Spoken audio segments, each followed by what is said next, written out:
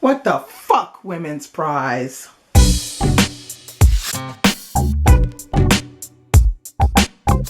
Hey guys, I'm back again and I'm here to give you my reactions to the Women's Prize for Fiction 2019 shortlist.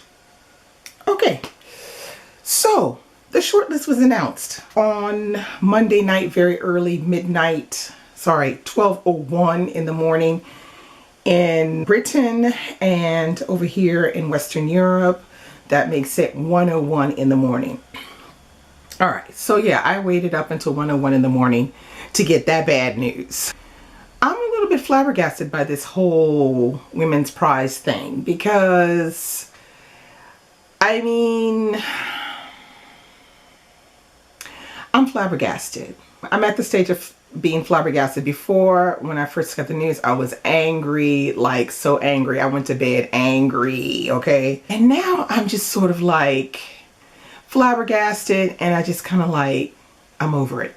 I'm really over it, you know, because there are some really good books on this list that aren't going to be getting any press now because they weren't shortlisted. Or should I say, they're gonna get pressed, but they just won't get as much as if they were shortlisted. But as you know, on the shortlist we have 6 books. Now, of the 6 books, I read 5 of them. So the first one was The Silence of the Girls, which, you know, I wasn't here for because I wasn't going to read 2 Greek mythological retellings. That was too much. And I certainly wasn't reading The Silence of the Girls, especially after hearing that it's mostly talking about men. So I feel like I picked the better choice with Cersei. This one, you know, like I said, it's not bad. It's just not great. I suspected that this one would be shortlisted, so that's why I had it on my list. So that was good. Then we have My Sister, the Serial Killer. Now, you know, as much as I really like this one, I don't think it deserves to be on the shortlist for quite a few reasons. One of the first reasons is this is a debut novel that is far from perfect. It's great for a quick read. It's interesting for that. You get a few laughs. You know, it has this intensity of being a crime novel, but there's some areas that needed to be worked on in this book. So like, for example, the depth of the difficulty of a sister that keeps killing her boyfriends. This is not really dealt with that much in the book. I mean, for all we know, when the book closes, she's still off at her boyfriend's. I don't know. Also, the ending was weak. At the moment, the thing that I hate the most is a book with a bad ending. And I don't mean bad like everything works out perfectly. I just mean an ending where I feel like the author has opted to not deal with this is the ending of the book. And that's what the problem is with this one. Its depth it's not deep enough. Doesn't deal with some of the, there's even the issues between the 2 sisters. I mean, it's discussed quite a bit, but it could go deeper than what is stereotypically portrayed. That is, in the sense that the younger sister gets more attention because she's pretty. The older one is constrained to be the older sister, so must take care of her little sister. The depth in which you start cleaning up after your siblings' murders, that's something that needs to be dealt with just a bit deeper, and the book is too short for that to happen. Now, if this was in the hands of an experienced writer, it probably could have been done in this. But anyway, that's my opinion. Next on the list is An American Marriage. I read this one. I reviewed this one. I liked it. Do I think it should be on the short list? No, I don't think it should be on a short list. I don't know if I can actually explain why I don't think this one should be on the short list.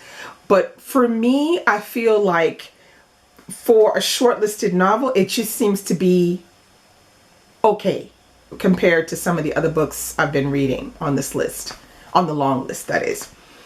But I see why they put it on, And I think they mostly put it on because it's true, this book has been around, it's won a couple awards, it's gotten traction, you know.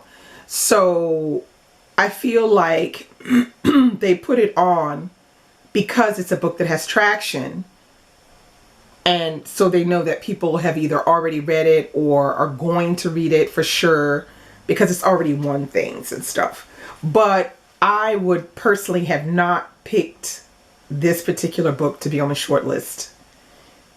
Yeah, anyway. And last but not least, we have The Ordinary People. This whack book. But you know, I suspected something because I said, oh, this one might get on the short list. And for that, just mentioning it as like a bonus, you know, is, you know, makes me realize, yeah, because it is a very British centered, what I should say London centered book.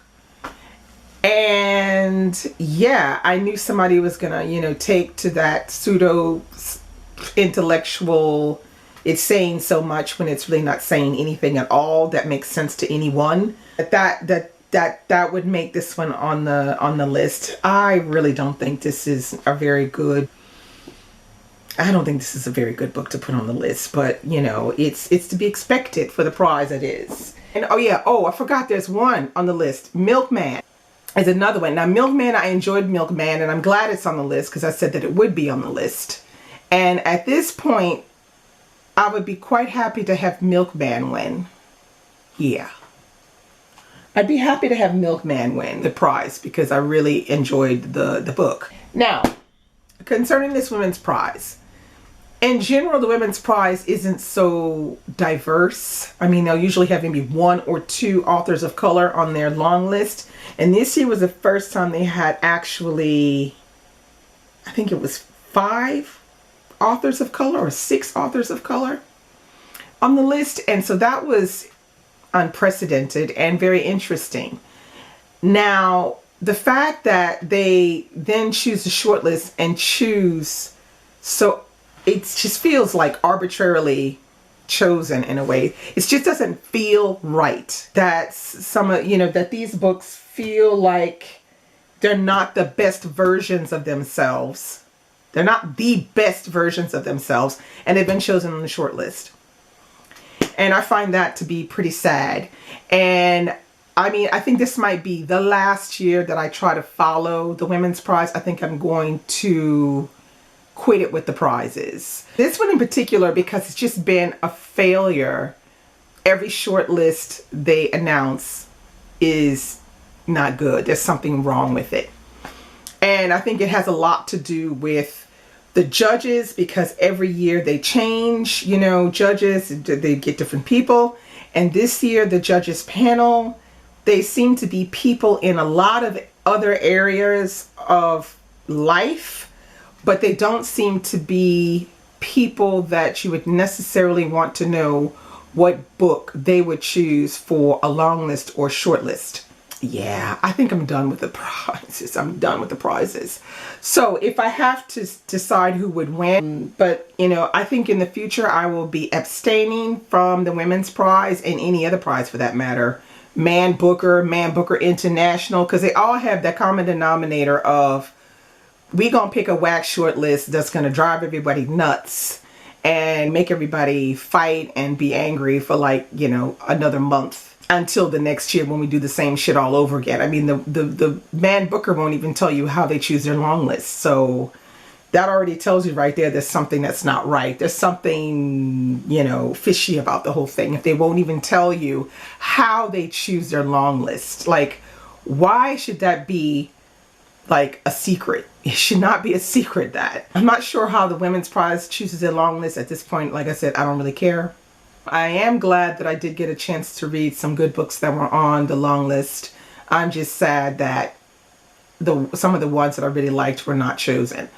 So that's all I have to say about it. You know, good luck to whoever else is trying to follow this mess. Yeah, bye.